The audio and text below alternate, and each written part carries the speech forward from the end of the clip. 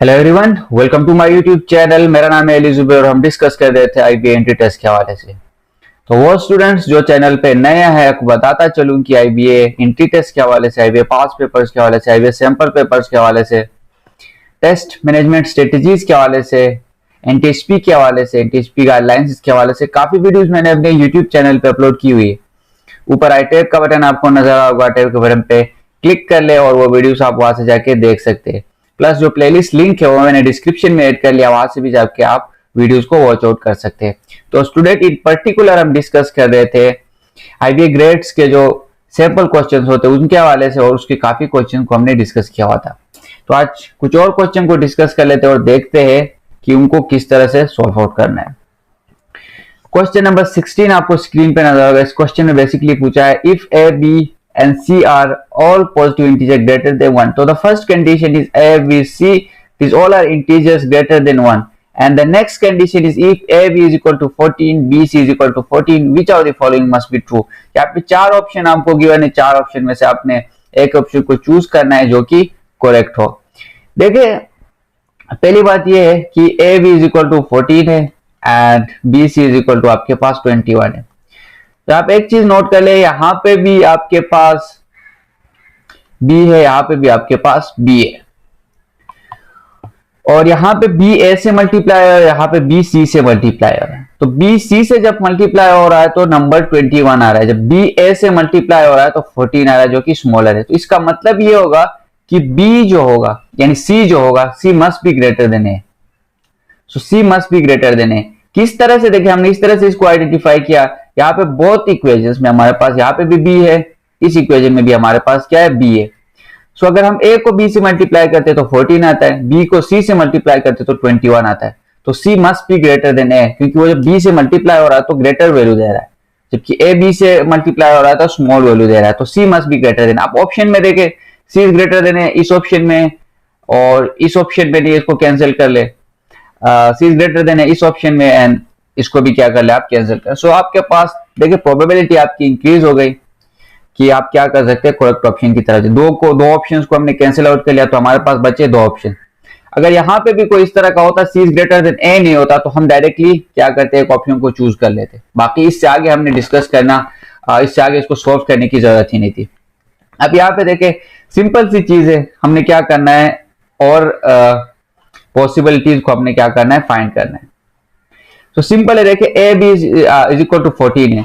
So these are integer greater than 14। तो 14 के जगह जब अगर मैं इसकी डिकम्पोजिशन करता हूं, प्राइम फैक्टराइजेशन करता हूं, तो 2 7 14 होता है। तो 2 और 7 यहाँ पे क्या है, सिंपली मल्टीप्लाई हो रहा है, तो ये 14 हमारे पास क्या आ रहा है, आंसर आ रहा है। B और C में सिंपल 3 और 7 मल्टीप्लाई होंगे 21। तो 21 की डिकम्पोजिशन करें 3 7 तो 3 और 7 मल्टीप्लाई, तो 7 हमारे पास क्या है, कॉमन है, तो 7 हमारे पास B होगा।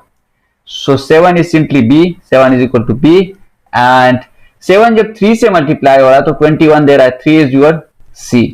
So C is equal to 3 and B A is equal to 2 हो गया। So A 2 है, B 7 है, C क्या है, 3 है। तो B सबसे क्या है, ग्रेटर है। तो B is greater than C, C is greater than A। तो C is greater than है हमने पहले आइडेंटिफाई किया, तो B is greater than C हमने अब आइडेंटिफाई किया। तो B is greater than C, C is greater than A, B is greater than C, C is greater than A. Option C is the correct option. Now the next is simply, this question is simply related to the scientific notation that we usually discuss. The question is between which two digit the number, this is the number that you have been provided with 987,654 should be a decimal point to be placed so that the value of the resulting number is equal to 9.87654 multiplied by 10 raised to the power 4. अब एक चीज note कर ले, जब भी हम scientific notation discuss करते हैं तो 9.87654 multiply by 10 raised to the power 4। तो इसको मैं दो तरीकों से आपको करना सिखाऊंगा कि आप कैसे करना है।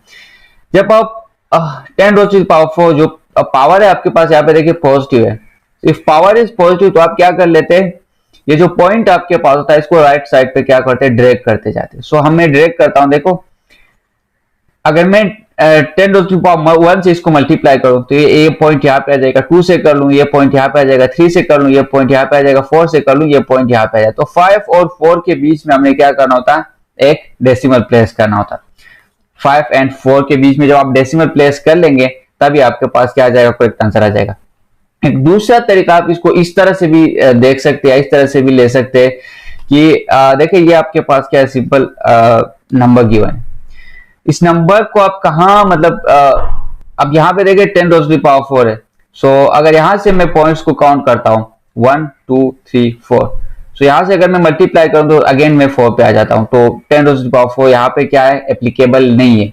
अगर मैं यहाँ पे पॉइंट लगाता हूँ 5 और 4 के बीच में, देखिए 1 2 3 4, तो पॉइंट मल्टीप्लाई बाय 10⁻4 में कर सकता हूँ, क्योंकि मैं लेफ्ट साइड पे आऊंगा तो एक जीरो को क्या करूंगा, एडिशनल में ऐड करते जाऊंगा। तो 10⁻4 तभी होगा जब मैं 5 और 4 के बीच में एक पॉइंट लगाऊंगा, फिर यहां से लेफ्ट आता जाऊंगा।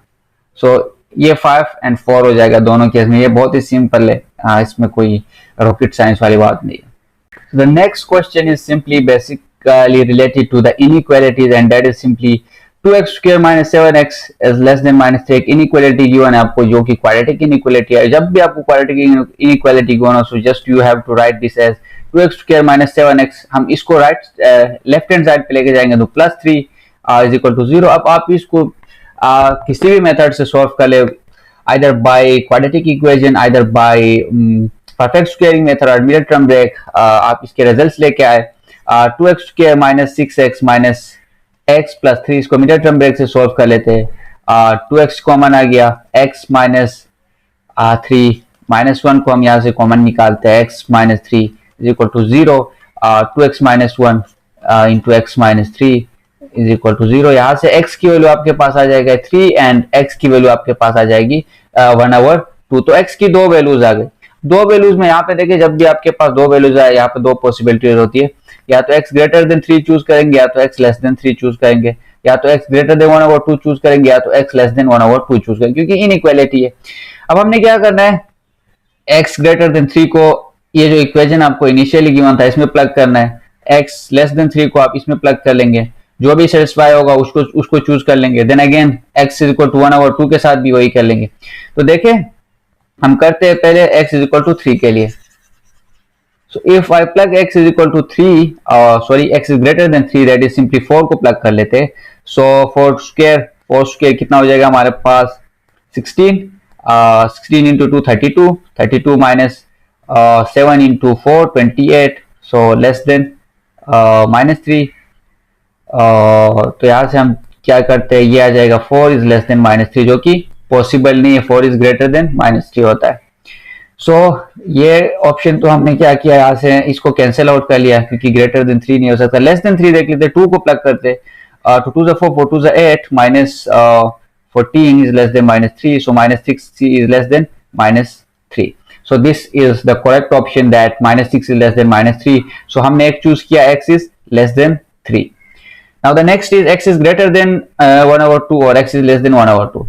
so x is greater than 1/2 को आप चूज कर ले, ग्रेटर देन 1/2 आपके पास 5 है तो ग्रेटर आप 1 चूज कर ले। तो यहाँ पे देखिए 1 को प्लग करता हूं मैं, 2 into 1 2 आ जाएगा, -7 आ जाएगा, इज लेस देन -3। तो यहाँ पे आ जाएगा -5 is less than -3। Again this is the correct option. तो x should be greater than 1/2। तो आपने लेस देन के लिए चेक करने की जरूरत नहीं, अगर ये ग्रेटर देन के लिए सेटिस्फाई हो रहा है तो x should be greater than 1/2, x should be greater than 1/2। So x is greater than 1/2 less than 3।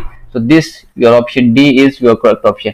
एक अगर कंडीशन सेटिस्फाई हो रहा है, दूसरे कंडीशन की तरफ जाने की जरूरत नहीं है। जब भी आप इसको प्लग कर लेंगे x is less than -1/2, let's suppose 0 plug कर लेंगे तो ये सेटिस्फाई नहीं होगा, ठीक है। Even 0 is greater than -3। So the next question is simply an integer from 100 through 99 exclusive is to be chosen at random। Exclusive means this 100 and this 999 is not included in our observations। How many numbers will be multiple of 4? So multiple of 4 simply 4, 8, 12, these are multiple of 4। So 100 के बाद जो multiple of 4 आता है that is simply 104 आता है। So 104 आपके पास first number है जो इस सीक्वेंस में आएगा सिंपली, एंड 998 के बाद देखिए 999 के बाद 998 आपके पास 4 से डिविजिबल नहीं है, तो 997 भी आपके पास डिविजिबल नहीं है। 996 चेक कर ले, 996 आपके पास क्या होता है, 4 से डिविजिबल होता है। हाउ देखिए 996 से 4 2 से 8, अगेन यहाँ पे 1 आ जाएगा, एंड देन फॉर द 16 यहाँ पे 3 आ जाएगा, 4 9 से, so ये डिविजिबल होता है। तो the last number is simply that is simply 996। so 996 104, so 104 मेरा A1 हो जाएगा, 996 मेरा AN हो जाएगा। AN simply mean the last digit, that is the multiple of 4, and A1 means simply the first digit, that is a multiple of 4. Although 100 is multiple of 4, but we are not taking 100 as it's mentioned that it's exclusive. If यहाँ पे अगर inclusive लिखा जाता, so we should have chosen 100 as well and 99 as well, but यहाँ पे exclusive लिखा है, तो हमने क्या करना है, 99 को 999 को भी exclude करना है, 100 को भी exclude करना है। So the basic arithmetic mean formula is simply आपके पास क्या है, that is simply an is equal to a1 plus n minus 1 into d. D shows your distance, an is simply your nth term, a1 is your first term. So our d is simply here 4. D हमारे पास 4 है क्योंकि your second term is 108, third term is 112. So इनको जब आप difference निकालते हैं, देखिए 108 minus 104 simply 4, 112 minus 108 is equal to 4. So d is equal to 4. तो an जो है 996 equal to A1 is simply 104 plus n minus 1 into 4.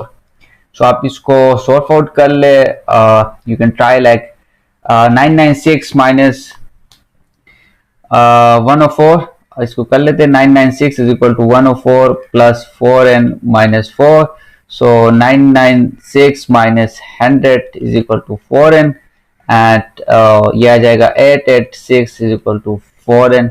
So from here n is equal to simply your 2 4 the 8, 2 4 the 8, and this is simply your 24.